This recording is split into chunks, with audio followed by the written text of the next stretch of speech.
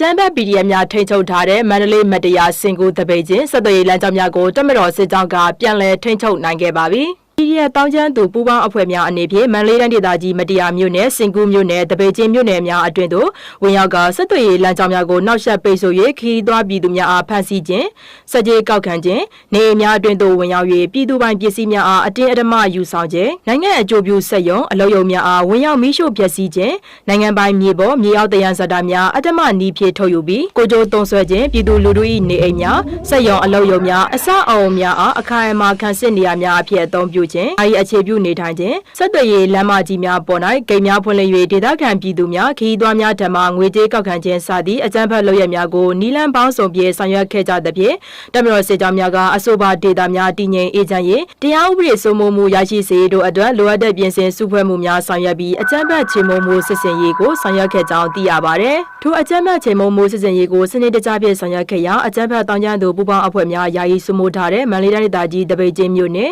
၎င်းဒေသတဝိုင်အား2025ခုနှစ်ဇူလိုင်23ရက်တွင်၎င်းမတရားမြို့နယ်ရှိဖျောင်းတောင်တထုတွင်ဒေသအားဩဂုတ်လ24ရက်တွင်၎င်းအေဘာဘီလက်မြေစယုံတဝိုင်အားဩဂုတ်28ရက်တွင်၎င်းစီတော်ကြီးကျွော်နှင့်ရေလောင်တမန်အားနိုဝင်ဘာ9ရက်တွင်၎င်းစင်ကူမြို့နှင့်အနီးတဝိုင်တို့အားဒီဇင်ဘာ19ရက်တွင်၎င်းတပ်မတော်စစ်ကြောင်းများကအဝေးရောက်ဒေသခံပြည်သူများ၏စည်ရေးတရင်ပေးကူညီမှုများဖြင့်အစင်းစင်းခြေကိုယူထိုးစစ်ဆင်၍အပြီးတိုင်ပြန်လည်ထိန်းချုပ်နိုင်ခဲ့ကြောင်းသိရပါသည်။ထို့ပြင်တပ်မတော်စစ်ကြောင်းများအနေဖြင့်ပြန်လည်ထိန်းချုပ်ရရှိပြီးဖြစ်တဲ့အဆိုပါမြို့နယ်အတွင်းအကြမ်းဖက်တောင်းကျမ်းသူများခိုးအောင်းနေထိုင်မှုမရှိစေရေးဒေသခံပြည်သူများ၏လူမှုစီးပွားဘဝများလုံခြုံချုံးမွေ့မှုရှိစေရေးတရားဥပဒေစိုးမိုးရေးနှင့်နယ်မြေဒေသတည်ငြိမ်အေးချမ်းရေးတို့အတွက်လိုအပ်သည့်နယ်မြေလုံခြုံရေးလုပ်ငန်းများကိုဆက်လက်ဆောင်ရွက်ခဲ့ရာတပိတ်ချင်းဘက်မှနယ်မြေရှင်းလင်းချီတက်လာသည့်တပ်မတော်စစ်ကြောင်းများသည့်အောက်တိုဘာ17ရက်တွင်တပိတ်ချင်းမြို့နယ်ဝါဖြူတောင်ကျေးရွာအောက်တိုဘာ13ရက်တွင်ဖော်တော်လန်းစုံဒီဇင်ဘာ18ရက်တွင်ဇရက်ကွင်းကျေးရွာမှဒီဇင်ဘာ22ရက်တွင်လိတ်ကျကျေးရွာသို့၎င်းရှင်းလင်းချီတက်သိမ်းပိုက်ပြီးပုံဝန်းကျင်နယ်မြေရှင်းလင်းရေးလုပ်ငန်းများကိုဆက်လက်ဆောင်ရွက်ခဲ့ပါတယ်အလားတူစင်ကူးဘက်မှချီတက်လာသည့်တပ်မတော်စစ်ကြောင်းများသည့်စင်ကူးမြို့နယ်လက်ပံလာကျေးရွာမှဒီဇင်ဘာ28ရက်တွင်ကြီးတောက်ပေါက်ကျေးရွာဒီဇင်ဘာ29ရက်တွင်တပိတ်ချင်းမြို့နယ်ချောင်းကြီးကျေးရွာဒီဇင်ဘာ31ရက်တွင်လိတ်ကျကျေးရွာသို့နယ်မြေရှင်းလင်းခြင်းလုပ်ငန်းများဆောင်ရွက်ကအစဉ်စဉ်ချီတက်ရောက်ရှိခဲ့ပြီး